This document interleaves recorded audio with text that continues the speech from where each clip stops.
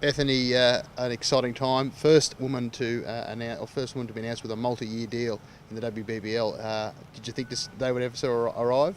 No, I think the last 18 months has been sort of a leaps and bounds kind of period for women's cricket, and it's really nice to see in the next little period that people can sign multi-year deals, and I'm really happy about signing for 3 years with the Brisbane Heat. Brisbane Heat last year we got close and probably just didn't save its best for the finals. What do you think the team will take out of that coming into this year? Yeah, I think it's hard to sort of isolate the game on its own. I think we had a pretty good season for the most part. We were probably a little inconsistent at times, so this season we'll probably look to be a bit more consistent and try and get a few more wins under our belt so we know how to win the big pressure games like the semis and the final, hopefully. Going back to the signing of the long-term deal, was it ever a case that you thought you would test the market, or you're always pretty comfortable here with what you've achieved so far? Oh, obviously, the landscape of women's cricket at the moment is that we get the opportunity to look elsewhere if we need to, but I think the best fit for me at the moment is playing for the Brisbane Heat, and obviously the team that we have here is a really great group of girls as well, and I've played here for the last 8 years, so another 3 years isn't going to kill me either. Home ground, Beth, here at Allan Border Field. First Ashes test one day, or is only a couple of months away. You must be very excited for that. Yeah, I think that'll be a big day for cricket in Australia and women's cricket, and to be able to have an Ashes match in Brisbane, the first one, is really something that Jess Jonathan and I are looking forward to. I think home crowd, best ground in the world in my opinion, and it'll be a great day. How's the Australian group kind of rebounded after the disappointment of the World Cup and looking forward to the Ashes? Yeah, obviously disappointing end to the World Cup, but like I said before, if we take games in isolation, it wasn't our day, and we'll probably come back hungrier in winning the Ashes and making sure we really get above and beyond the rest of the world in that space, and making sure we're number one in the world across all formats. Thinking back to the Brisbane Heat, really strong squad that's been around for a couple of years. You've got a really strong culture. What is it do you think you need to do to go to the next step as a team? Yeah, I don't think we're too far off the mark with the Brisbane Heat stuff. I think, like you say, we've got a core group of girls that have been around for a long time, and we know each other's game inside out, and I think if we just gel together a bit more and really back each other in the pressure moments, I think we'll come across the line. But we're in a lucky position where there's only one team from Queensland and we get to keep all our players in one spot, so I think that's something that will be an advantage for us. Your contract, obviously a landmark deal for the WBBL and for women's cricket. It's a really exciting time for the game, and it must be really encouraging for you to see so many young kids and young girls want to play cricket.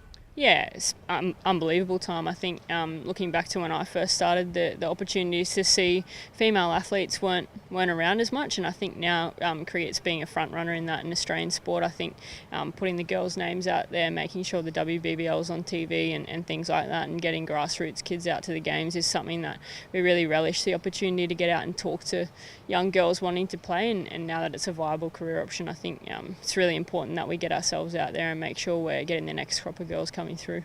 And off the back of your really good form from last year, leading into the Southern Stars and where you scored that century against New Zealand, what's next for you, do you think, to take your game to the next level? Yeah, I think I'd just like to be a consistent performer for every team I play for, whether that's Australia, Brisbane Heat, Queensland. I think being a consistent performer and one of the best batters in the world is something I'll really strive to achieve, and something I'm really looking forward to. Beth, we were talking about the rise of professionalism and the fact that the girls now can actually play cricket almost for a living. Do you know what do you think you'd have been doing for a living, Pace, if cricket hadn't been around at this point in time? What do you think you'd have been doing now?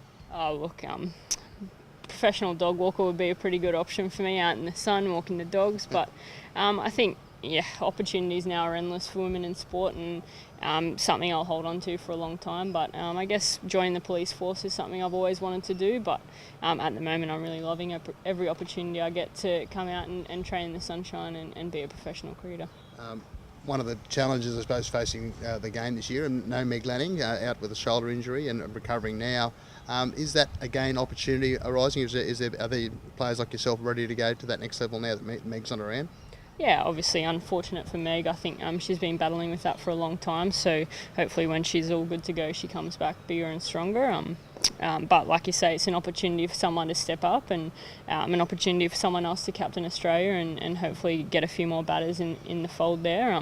If the opportunity presents itself for me to have a bit more of a leadership role or senior role in the Australian team, that's something I'll relish as well. And like you say, just take each game as it comes, and hopefully I'm there on the 22nd of October.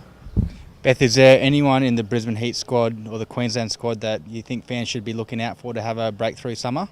Yeah, I think we've got, like I say, a few young players coming through. I've had the privilege of watching a lot of them get better over the last few years, but I think the likes of sort of Hayley Burkett, Sammy Jo Johnson will have a really good season for us. I think they're learning about their game a lot more, and they did a few really good things for us last year, and that consistency is something they're both striving for as well. So I think if we look out for them, they'll produce some pretty special things for us.